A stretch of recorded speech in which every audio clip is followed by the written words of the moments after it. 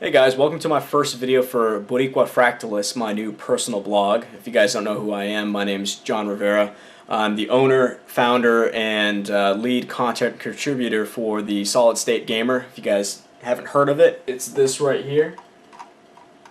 TheSolidStateGamer.wordpress.com is a website that does coverage on anything related to video games. And yeah, reviews in terms of games, controllers. We also do news coverage. We also do preview coverage on games that are in their developmental stages, ready for release. We also have a podcast called the Solid State Romcast where I host it, and it's co-hosted by my friend Mr. Off-White. And sometimes we have our news guy Nathan Van Dyke join aboard. So check that out if you guys like video games or just things in the world of gaming that are off the beaten path that aren't really mainstream. We like to cover that weird stuff that most websites kind of just gloss over. So yeah, check it out. You might like what you see. But anyway, on to the point of this video. This is what I picked up in the mailbag fairly recently, actually. It's actually a copy of Patlabor The Movie for Laserdisc. Now, I'm a huge fan of the Patlabor franchise. I own the OVA series. I'm working my way up to collecting the entire television series. That's the original television series, not the new files or the P-type. I think that's the nickname for the second television series. It ran for 15 to 20 episodes, longer than the original television series did. But we're talking about the movie right now. If you guys aren't really familiar with Patlabor, it's a series that takes place in alternate historical 1999 where humanity is just starting to experiment with large bipedal robots, and the use that they have for these robots is construction and excavation, stuff of that nature, just pretty much heavy labor. And because of that, the robots are called labors. And with the rise of labors, they started to see labor-related crimes. I guess labors used by the wrong hands for malicious means and purposes. So to combat that, they created patrol labors, or pat labors. So these labors were constructed specifically to have a psychological impact on criminals using labors for evil purposes. So it's an interesting premise, especially because of the fact that it takes place within the confines of some believable reality, where humanity has, it's not a humanity or I guess a point in human technological development where they have perfected the use of large bipedal robots that are to be piloted by a human being. It's kind of like a situation where they've just figured it out, and they're stumbling, they're making mistakes, and they're learning from them. So even though you have futuristic looking robots that are bipedal and they're several meters tall, you still have antiquated features. Like, for example, the pistol that they use is pretty much something that looks like a Smith & Wesson revolver or something like that, or a Colt revolver. It's something that is kind of retro accessible in a certain sense. It looks antiquated, but it works for the conceit of the franchise. And so enough about that. There's a lot more I could talk about with Patlabor as a franchise and all of its elements and stuff. But right now, I just want to show this to fans of Patlabor. This is the Laserdisc movie. So that's the front right here.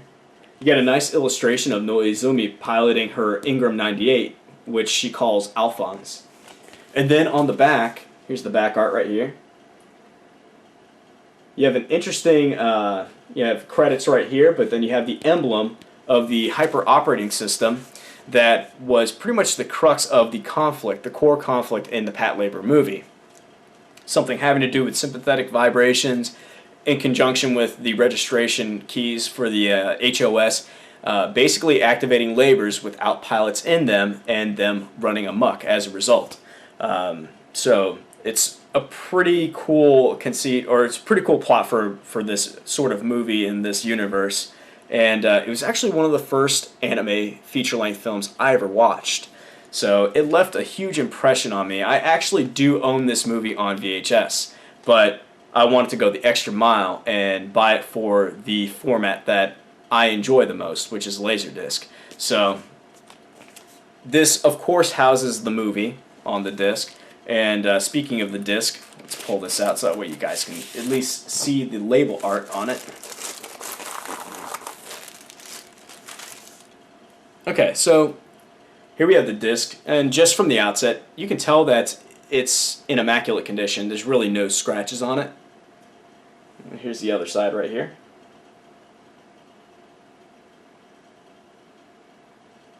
And here's the label art.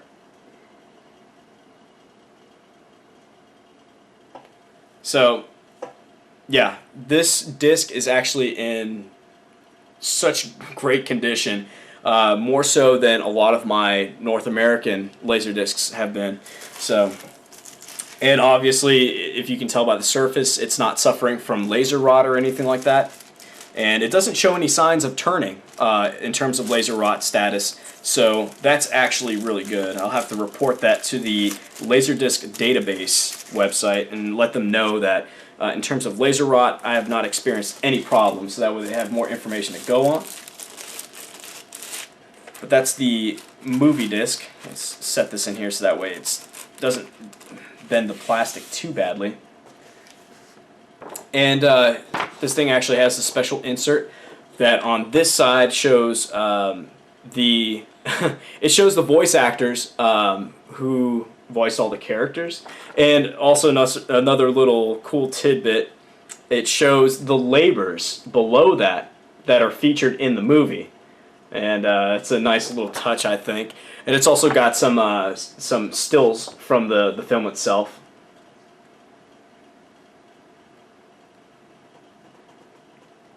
Now, most of this stuff is in Japanese, so you won't be able to read it, and that kind of segues into the next thing about this. If you guys are really, really interested in getting your own copy of Patlabor the Movie on Laserdisc, bear this in mind. This is a Japanese-only Laserdisc. This was the only form of Patlabor the Movie for the format. It never came out in North America, and it never came out in Europe. So this is actually the only pressing on Laserdisc for this particular movie. With that, it will run on a North American Laserdisc player, so you don't have to worry about, getting a hardware mod on your Laserdisc. This is all analog media, so Japanese Laserdiscs and European Laserdiscs will run on any territory Laserdisc player, whether it's Japanese or North American. So that's cool. But unfortunately, since this is a Japan-only release, they did not put any English dialogue in it, even though the North American dubbing was already done by the time the Laserdisc movie came out. This is actually sort of a special edition.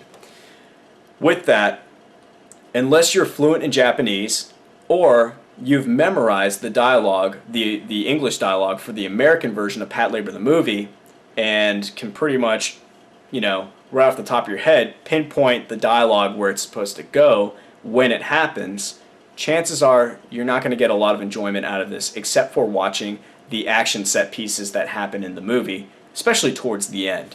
And the reason why I say that is, well, there's no subtitle track to it. If you guys aren't aware of this, Laserdiscs were kind of the first format to have optional subtitles in the form of closed caption option.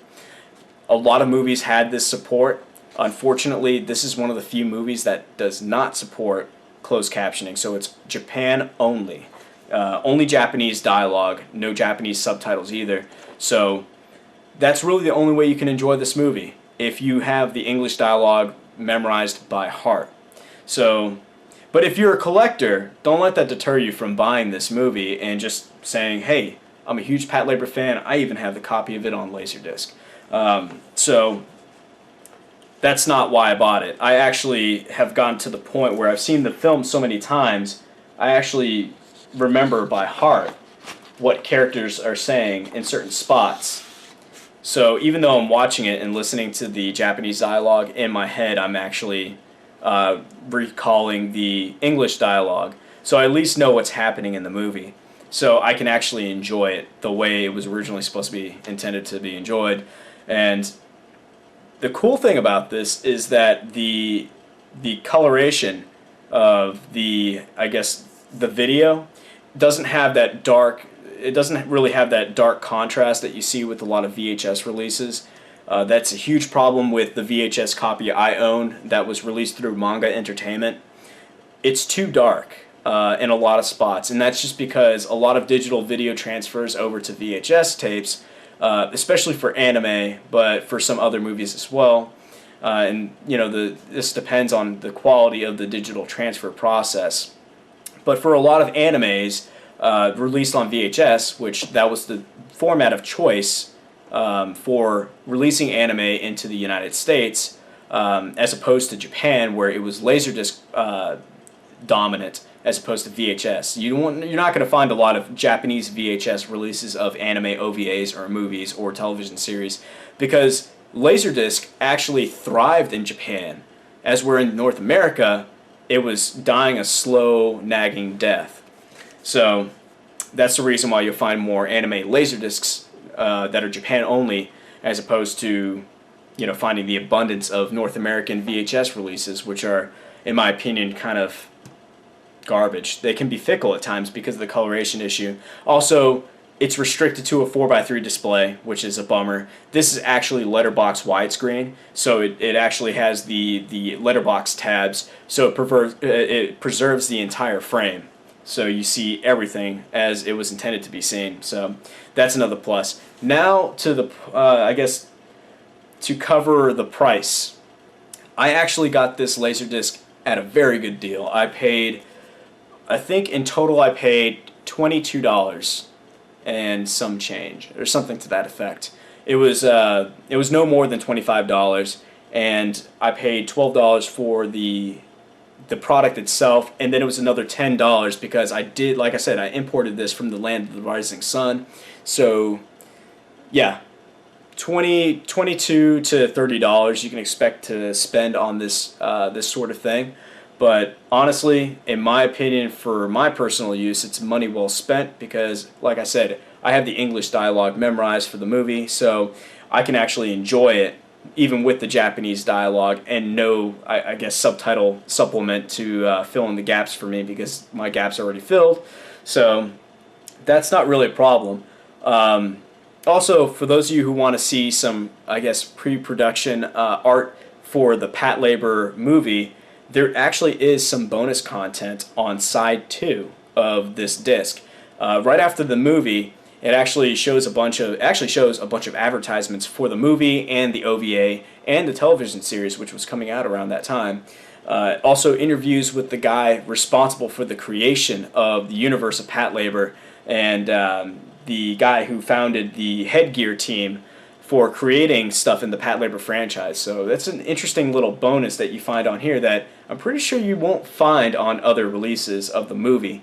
So usually a lot of US releases of movies on DVD and VHS, they don't have special features like that. In fact, I'm 100% certain that my VHS copy does not have those extras in there. So, but yeah, that pretty much does it for Patlabor the Movie on Laserdisc. I'm actually really excited that I got my hands on this finally. I'm a huge fan of the franchise, and yeah, if you guys are interested in that, I would recommend looking it up on Amazon, as well as looking at the Laserdisc database website. It's ldd.com, and you can look it up by just searching Patlabor, and then you click the serial number, and it'll show you if there are any copies available, and it'll also show you which marketplace sites you can go onto, whether it's Amazon or eBay or on that site proper. Sometimes deals and trades are conducted through the LDD site.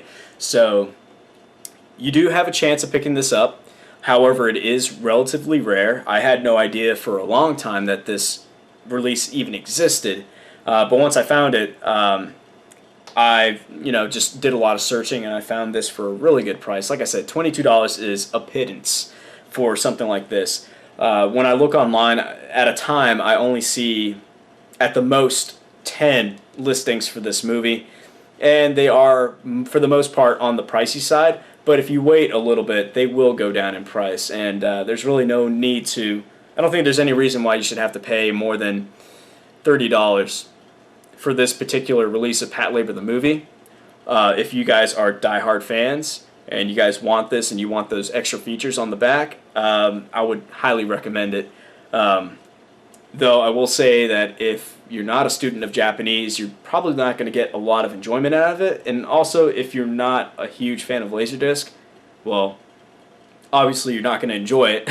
So, but for those of you out there who are the rest of us, like me, you'll definitely get a kick out of this. It's a great addition to anyone's collection in terms of Laserdisc collecting. And for someone who's trying to collect Patlabor related gear, this is a solid addition. I cannot recommend this enough. So anyway, that pretty much does it for this weekly mailbag video. As always, I'm your host, John Rivera, saying thank you guys for watching, and if you guys have any comments or suggestions or just want to drop some feedback on me and start a conversation with me, be sure to comment below this video. Also, be sure to subscribe and rate the video. Just let me know what you think of it and stuff. And be sure to head over to my website called Boricua Fractalist. It's my new blog, like I said before.